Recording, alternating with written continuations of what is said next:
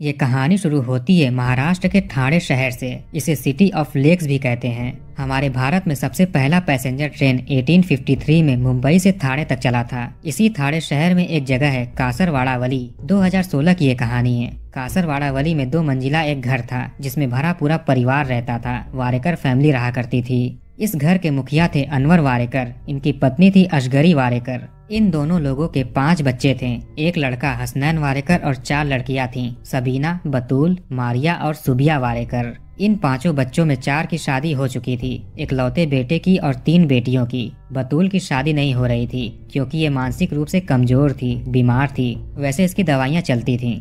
बेटे हसनैन की पत्नी थी जबीन वारेकर और इन दोनों की 2 बेटियां थीं, एक 6 साल की और एक 4 महीने की। उधर उन तीनों बेटियों की बात करें तो सबीना के 2 बेटे थे और एक बेटी थी। मारिया के 2 बेटे थे और सुबिया की एक बेटी थी 5 महीने की। ये था इनका पूरा परिवार। तीनों बेटियां अपने अपने ससुराल में रहती थीं। कासरवाड़ावली के 2 मंजिला घर में माँ बाप, बेटा और बेटी, एक बहू और 2 पोतियां रहती थीं। घर में काफी पढ़े लिखे लोग थे, पैसों की कोई कमी नहीं थी। बेटा हसनैन कॉमर्स ग्रेजुएट था और एक सीए फर्म में अच्छी खासी पोस्ट पर नौकरी करता था। इसकी सैलरी भी 70 से 80 हजार रुपए रही होगी। ये बहुत ही शरीफ लड़का था। किसी से कोई लड़ाई झगड़ा नहीं, कोई दुश्मनी नहीं, सबसे प्यार से बात करता था। दीन धर्म को मानने वाला इंसान था। इस वारेकर फैमिली की एक खासियत थी कि ये हर हफ्ते गेट टुगेदर किया करते थे, यानी पूरा परिवार हफ्ते में एक दिन इकट्ठा होता, दावत होती, खाना पीना चलता। ये सभी आपस में बातचीत करते, हंसी मजाक होता। कभी हसनैन अपनी तीनों बहनों को और उनके पति को बुला लेता, कभी एक बहन दूसरी बहनों को, भाई को और माँ बाप को बुला लेती। ये इनके खानदान का एक नियम था। ऐसे ही सब चल रहा था। वैसे हसनैन जो था उसे एक बुरी आदत लग चुकी थी। सट्टे बाजार में पैसे लगाने का इसे चस्का लग चुका था। इस वजह से ये अपने बहनों से, रिश्तेदारों से, माँ बाप से कर्ज लेने लगा था। धीरे धीरे करके इसके ऊपर करीब 65 से 68 लाख रुपए का कर्ज हो चुका था। इस वजह से इसे चिंता वगैरह भी होने लगी थी। इसी चक्कर में ये अपनी बहन बतूल, जो मानसिक रूप से बीमार थी, जिसके मानसिक रोग की दवाइयाँ चल रही थीं, हसनैन चोरी चुपके इसकी दवाइयों को खाने लगा था। एक दिन माँ ने हसनैन को दवा खाते हुए देख लिया। माँ इसके पास आई और इससे पूछी, तुम अपने बहन की दवाइयाँ क्यों खा रहे हो? हसनैन ने कहा, इसे खाने से दिमागी शक्ति बढ़ती है, अच्छी तरह सोचने समझने में मदद मिलती है। ऐसी बातें करके हसनैन ने अपनी माँ को बहला दिया। ये अपने कर्ज से छुटकारा पाने के लिए तांत्रिकों के पास भी आता जाता था, उनसे राय मशवरा लेता था। एक दिन इसने अपने परिवार से कहा, इस बार मैं सबको दावत दूंगा और 2 दिन दावत रहेगी। सभी लोग मेरे घर पर आएंगे और खाना पीना करेंगे। इसने अपनी तीनों बहनों को फोन किया जो अपने अपने ससुराल में थीं। उन तीनों को इनवाइट किया। सभी आने के लिए तैयार हो गईं। लेकिन हसनैन ने इनके पति से बोला, दावत 2 दिन रहेगी तो आप अगले दिन आ जाइएगा। दावत 27 फरवरी को था। साल 2016 था और दिन शनिवार का था। बहनों के लिए दावत 27 फरवरी को थी और इनके पति के लिए 28 फरवरी को थी, यानी संडे के दिन थी। अब जाहिर सी बात है कि संडे को सबकी छुट्टी होती है, सब फ्री होते हैं, तो आसानी से उस दिन आ जाएंगे। इसने अपने 3 और रिश्तेदारों को इनवाइट किया जिनसे इसने 15-15 लाख रुपए उधार लिए थे। वो भी तैयार हो गए आने के लिए। अब आता है 27 फरवरी 2016 का दिन। इस दिन सुबिया, जो सबसे छोटी बहन थी, अपने भाई से कहा कि वो नहीं आ सकती, अगले दिन आ जाएगी क्योंकि घर पर इसे कुछ काम है। अब हसनैन गया अपनी बहन के ससुराल। वहाँ से अपनी बहन सुबिया को और 5 महीने की भांजी को घर ले आया, कासरवाड़ावली ले आया। धीरे धीरे शाम हो रही थी। घर पर खाने पीने की चीजें बनी। हसनैन सबके लिए फालूदा लेकर आया। ये इंडियन मुगल स्टाइल की ड्रिंक होती है, एक तरह का डिजर्ट समझ लीजिए। घर पर सभी लोग इकट्ठा हो चुके थे जिनको जिनको हसनैन ने बुलाया था, लेकिन वो 3 रिश्तेदार घर पर नहीं आ पाए, उन्हें कुछ काम था। घर में अब कुल 16 लोग मौजूद थे। माँ बाप, 5 भाई बहन, भाई की पत्नी और 2 बेटी। वैसे 4 महीने पहले हसनैन की वाइफ ने एक बेटी को जन्म दिया था, इसलिए वो अपने मायके में थी, लेकिन 10 दिन पहले ही वो अपने ससुराल आ गई। तो घर में माँ बाप, 5 भाई बहनें, भाई की पत्नी और 2 बेटी, ये 10 लोग हो गए। इनके अलावा 6 भांजे और भांजी थे, जिसमें से 3 पहली बेटी के, दूसरी की तो शादी नहीं हुई थी, 2 तीसरी बेटी के और एक सबसे छोटी वाली बेटी की थी, जिसे हसनैन खुद लेकर आया था। सभी लोगों ने खाना खाया, बातें की। जो फालूदा हसनैन लेकर आया था, हसनैन ने सबको सर्व किया। जब सबका खाना पीना हो गया तो सभी अपनी अपनी जगह पर चले गए सोने के लिए। माँ और दूसरी बेटी बतूल, जो मानसिक रूप से कमजोर थी, वो ग्राउंड फ्लोर पर लिविंग रूम में ही एक कारपेट पर सो गए। सुबिया बगल के कमरे में चली गई। बाकी के सभी लोग फर्स्ट फ्लोर पर चले गए। चूंकि घर के सारे बच्चे फर्स्ट फ्लोर पर थे, इसलिए सुबिया की 5 महीने की बेटी को भी वो साथ लेकर चले गए अपने साथ सुलाने के लिए। हसनैन और इसकी पत्नी भी फर्स्ट फ्लोर पर ही थे। अब आती है वो काली रात, जिस रात पूरे परिवार का अंत हो गया। हसनैन ने एक बड़ा सा चाकू लिया, जो चाकू हसनैन के पिता अनवर वारेकर लेकर आए थे बकरीद पर बकरे को काटने के लिए। वैसे हसनैन ही बकरीद पर बकरे को काटता था। रात के 2:30 से 3 बजे के बीच में हसनैन उठा और अपना चाकू लिया। इसने फालूदे में नींद की दवा मिला दी थी, जिसे सब ने खाया और गहरी नींद में चले गए। हसनैन फर्स्ट फ्लोर पर ही था। ये सबसे पहले गया अपने पिता के कमरे में। वो बेहोश थे। बेहोशी की हालत में पिता अपने ही इकलौते बेटे का पहला शिकार बने। हसनैन ने उनका गला काट दिया। अब ये गया दूसरे रूम में, जहाँ पर 2 बहनें और 6 बच्चे सो रहे थे। एक एक करके इसने सबका गला काट दिया। इसके बाद ये जाता है अपने कमरे में, जहाँ पर इसकी पत्नी और 2 बेटियां सो रही थीं। सबसे पहले इसने 4 महीने की बेटी, फिर 6 साल की बेटी का गला काट दिया। इतने में आहट सुनकर पत्नी ज़बीन जग गई और इन्होंने हसनैन के हाथ में एक बड़ा सा चाकू देखा। फिर ये अपनी दोनों बेटियों को खून से लथपथ देखती हैं। हसनैन अपनी पत्नी की तरफ बढ़ रहा था। ज़बीन इतनी डर चुकी थी कि उसकी आवाज भी नहीं निकल रही थी। ये तुरंत भागती हैं सीढ़ियों की तरफ। सीढ़ी से ये नीचे उतर ही रही थी कि हसनैन ने उन्हें पकड़ लिया और गला काट दिया। ज़बीन वहीं पर सीढ़ी पर ही गिर गईं। फर्स्ट फ्लोर पर जितने भी लोग सो रहे थे सबको हसनैन ने मार डाला, जिसमें एक पिता, एक पत्नी, 2 बेटी, 2 बहनें और 6 भांजे भांजी थे। कुल 12 लोग मर चुके थे। अब बची थी माँ, मानसिक रूप से कमजोर बहन बतूल और छोटी बहन सुबिया। हसनैन अपनी ही बीवी का कत्ल करने के बाद सीढ़ी से नीचे आया। सामने लिविंग रूम में माँ और बतूल सो रही थीं। हसनैन इनके पास आया और बतूल का गला काट दिया। इतने में माँ जग गईं। इन्होंने अपनी बेटी को मरते हुए देखा। सामने हसनैन पैरों पर बैठा हुआ था, चाकू लेकर। इसके पूरे शरीर पर खून लगा हुआ था, खून के धब्बे थे।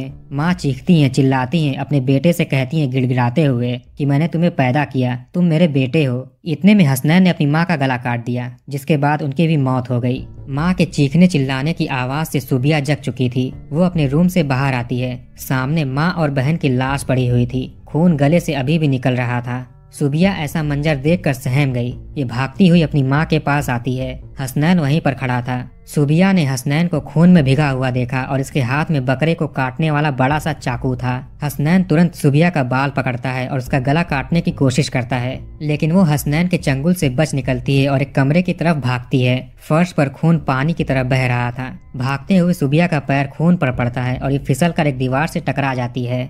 तब तक हसनैन उसके पास आया और उसके बालों को पकड़ लिया और उसका गला काट देता है। सुबिया ताकत से उसको धक्का दे रही थी, लेकिन फिर भी उसका गला कट गया। हसनैन एक तरफ डिसबैलेंस होता है। सुबिया एक कमरे में जाकर खुद को उसी कमरे में बंद कर लेती है। इसका नसीब अच्छा था, क्योंकि इसके गले पर जो कट लगा था वो विंड पाइप से कुछ ही सेंटीमीटर की दूरी पर था। ये अपने गले को हाथ से दबाए हुए रहती है ताकि खून ना निकले। कमरे में एक खिड़की था जो कि मेन रोड पर खुलता था। सुबिया वहीं मदद के लिए चिल्लाती है। उसके गले में इतनी ताकत नहीं थी कि वो चिल्ला पाए। कमरे में एक टेबल पर एक स्टील का ग्लास रखा हुआ था। सुबिया उसे उठाती है और खिड़की पर लगे लोहे की जाली पर पीटना शुरू करती है और पूरी जान लगाकर चिल्लाती है। उधर हसनैन कमरे के दरवाजे को पीट रहा था और बोल रहा था, अगर तुमने दरवाजे को नहीं खोला तो तुम्हारी बेटी जो ऊपर सो रही है उसको मैं मार डालूंगा। वैसे इसने पहले ही फर्स्ट फ्लोर पर सो रहे अपनों की हत्या कर दी थी। इधर सुबिया स्टील के गिलास से खिड़की को पीट रही थी। वो इलाका ऐसा था कि जरा सा भी कोई शोर मचता तो लोग जुट जाते थे, हमेशा मदद के लिए तैयार रहते थे। सुबिया की आवाज सुनकर कुछ लोग उस खिड़की की तरफ आते हैं और सुबिया की हालत को देखते हैं। सुबिया से लोग दरवाजे को खोलने के लिए कहते हैं। सुबिया कहती है कि बाहर भैया खड़े हैं, उन्होंने मेरी माँ और बहन को मार डाला और मेरा भी ये हाल कर दिया। अब ये हुआ कि खिड़की को तोड़ा जाए। धीरे धीरे लोग इकट्ठा होने लगे थे। आस पड़ोस में रहने वाले कजन और रिश्तेदार भी आ गए। कुछ लोग खिड़की को तोड़ रहे थे तो कुछ लोग मेन दरवाजे को खटखटाते हुए हसनैन को आवाज दे रहे थे। इतने में एक ने पुलिस को कॉल कर दिया। सुबिया का बहुत खून निकल चुका था। हल्की हल्की वो बेहोश होने लगी थी। जब तक खिड़की को तोड़ा गया तब तक सुबिया बेहोश हो चुकी थी। सुबिया को तुरंत हॉस्पिटल लाया गया। कुछ ही मिनटों में पुलिस कासरवाड़ा वाली पहुंच गई। पहले ये लोग हसनैन को आवाज लगाते हैं, दरवाजा खटखटाते हैं, लेकिन अंदर से कोई जवाब नहीं दे रहा था। दरवाजे को अब तोड़ा गया। पुलिस कुछ पड़ोसियों के साथ अंदर जाती है। हर तरफ लाशें ही लाशें पड़ी थीं। पूरे फर्श पर खून बह रहा था। सीढ़ी पर भी एक लाश पड़ी हुई थी। पुलिस फर्स्ट फ्लोर पर जाती है। वहाँ पर 11 लाशें पड़ी थीं। सबका गला काटा गया था। पुलिस एक और लाश को देखती है जो कि पंखे से लटक रहा था, झूल रहा था। उसका पूरा शरीर खून में डूबा हुआ लग रहा था। हाथ में एक बड़ा सा चाकू भी था। हसनैन मरने के बाद भी हाथ में उस चाकू को लिए रहा था जिससे उसने पूरे परिवार को मार डाला। पुलिस के अनुसार इनको देखने से लग रहा था कि इसी चाकू से सबका गला काटा गया होगा। अब सभी 14-15 बॉडीज को हॉस्पिटल भेज दिया गया पोस्टमार्टम के लिए। सुबिया हॉस्पिटल में ही थी, बेहोश थी, उसका बहुत सारा खून निकल चुका था। हो सकता है कि सदमे की वजह से भी वो बेहोश हो गई हो। इसे लगभग 20 के करीब टाके लगे थे। अब आप सोच लीजिए कि इसके गले पर कैसा कट लगा होगा। धीरे धीरे सुबिया खतरे से बाहर होती है, होश में आती है और पुलिस को अपना बयान देती है। जो इसने देखा सारा कुछ पुलिस को बताती है। वैसे तो हसनैन ने जब नीचे आकर अपनी माँ और बहन बतूल को मारा तभी की कहानी सुबिया बताती है, क्योंकि उसी समय ये मौजूद थी। बाकी के कत्ल की कहानी तो इन्वेस्टिगेशन के दौरान पता चलती है। सुबिया से उसका बयान लेने के बाद पुलिस के मन में अब ये सवाल उठ रहा था कि एक ही परिवार के 14 लोगों का कत्ल उस घर का इकलौता बेटा क्यों करेगा। इसने तो 4-5 महीने के बच्चों तक को नहीं छोड़ा। आखिर उसके मन में ऐसा क्या चल रहा था? इतना बड़ा कांड करने का उसका मकसद क्या रहा होगा? चूंकि सुबिया अपने परिवार में इकलौती चश्मदीद गवाह थी तो पुलिस इससे उन वजहों के बारे में जानने की कोशिश करती है। सुबिया से पता चला कि 4 साल पहले भी घर के सभी लोगों को एक साथ फूड पॉइजनिंग हुई थी। वैसे 2016 में परिवार संहार हुआ था तो इसके हिसाब से 2012 में फूड पॉइजनिंग हुई होगी। इन्वेस्टिगेशन में पुलिस हसनैन की उस दिन की सारी कॉल डिटेल्स, मैसेजेस खंगालती है, लेकिन कुछ भी नहीं मिलता। पड़ोसियों से भी हसनैन के बारे में पूछताछ करते हैं। बड़े बुजुर्ग बताते हैं कि वो हसनैन को बचपन से देख रहे हैं। उसके अंदर कोई बुराई नहीं थी, किसी से कोई लड़ाई झगड़ा नहीं, दुश्मनी नहीं, सबसे प्यार से बात करता था, बड़ों के सामने सिर झुकाकर बात करता था। उसे किसी तरह की बुरी आदतें भी नहीं थी। शायद इसीलिए रिश्तेदारों ने उसे बिना किसी हिचकिचाहट के इतना सारा कर्ज दे दिया। ये जिस परिवार से था वो भी अच्छे लोग थे, पढ़े लिखे थे, फाइनेंशियल कंडीशन भी ठीक थी, फिर भी पता नहीं क्यों वो इतना सारा कर्ज लेने लगा। आगे इन्वेस्टिगेशन में पता चला कि उसे शेयर मार्केट में और ट्रेडिंग में शॉर्टकट तरीके से पैसे कमाने की लत लग चुकी थी, जिस वजह से वो अपने रिश्तेदारों से पैसे उधार लेने लगा था और बिना किसी जानकारी के कहीं पर भी इन्वेस्ट कर देता था, जिस वजह से इसका सारा पैसा डूब गया और ये कर्जे में आ गया। इसने दावत में 3 और रिश्तेदारों को बुलाया था, लेकिन वो किसी कारणवश नहीं आ सके। उनका नसीब अच्छा था, उनकी जान बच गई। हसनैन कर्ज से छुटकारा पाने के लिए तांत्रिकों के पास भी आता जाता था। गौर करने पर पता चला कि इसने जिसको 27 फरवरी की शाम दावत के लिए इनवाइट किया था उन सभी से इसने कर्ज लिए थे, जैसे माँ बाप, 3 बहनें और वो 3 रिश्तेदार। हो सकता है कि हसनैन किसी काला जादू या टोने टोटके के चक्कर में पड़ गया हो, इस वजह से इसने सबको मार डाला। ऐसा भी मुमकिन है चूंकि सुबिया जिंदा बच गई और शोर मचा दिया, इसलिए हसनैन ने खुद को फांसी लगाकर आत्महत्या कर ली। अगर सुबिया का भी काम तमाम हो जाता तो शायद आज हम हसनैन की कहानी सुन रहे होते हैं, जैसा हमने शबनम अली और सोनिया रेलूराम पुनिया की कहानी सुनी।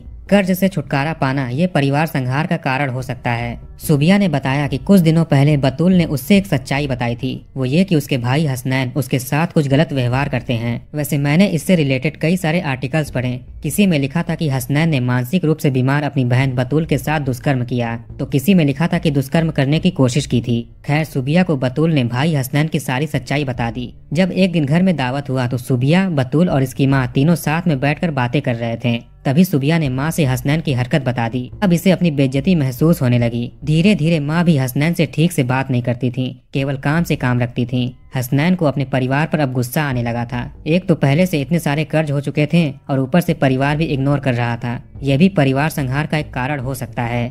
हर एंगल से पुलिस ने छानबीन की, लेकिन पुलिस को कोई ऐसा दूसरा शख्स नहीं मिला, कोई अलग सबूत नहीं मिला जो साबित कर सके कि घर में 14 लोगों का कत्ल उसने किया है और घर के बेटे को फांसी पर चढ़ाकर चाकू उसके हाथ में दे दिया। अंत में पुलिस चार्जशीट बनाती है जिसमें हसनैन को 14 लोगों का कातिल बताया गया। मुकदमा चलता है, दलीलें पेश की जाती हैं, लेकिन कातिल तो पहले ही खुदकुशी कर चुका था। किसके खिलाफ मुकदमा चले? बाद में कुछ सुनवाई के बाद इस केस को बंद कर दिया गया। कहते हैं कि जब ये सारा कांड हुआ तो किसी न्यूज एजेंसी का कैमरामैन भी उसे कवर करने के लिए आया था, लेकिन घर की ऐसी हालत देखकर उसे तेज दिल का दौरा पड़ा और उसकी मौत हो गई। कासरवाड़ा वली के इस वारेकर फैमिली के घर से हसनैन को लेकर 15 लोगों के जनाजे एक साथ उठे थे। ये दिन शायद वहाँ के रहने वाले लोगों के लिए सबसे भयानक दिन रहा होगा। उन दिनों वहाँ पर 2 लोगों की शादी भी फिक्स हुई थी, लेकिन जब ये सारा कांड हुआ तो लड़की वालों ने अपनी बेटी को यहाँ पर भेजने से मना कर दिया और शादी को तोड़ दिया। तो कहानी को यहीं पर खत्म करते हैं और कमेंट करके बताइए कि वीडियो आपको कैसा लगा। इस वीडियो को लाइक और शेयर जरूर करिए और हमारे चैनल को सब्सक्राइब करके बेल आइकन ऑन कर लीजिए। मिलते हैं नेक्स्ट वीडियो में।